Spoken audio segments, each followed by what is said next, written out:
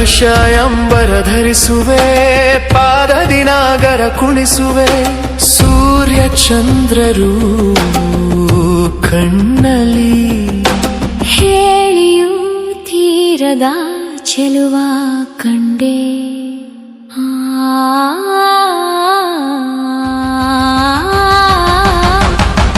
ಬಳಿಬಾರೋ ಕರುಣಾಕರನೇ, ದಯೆ ತೋರೋ ನೀ ಪರಶಿವನೇ.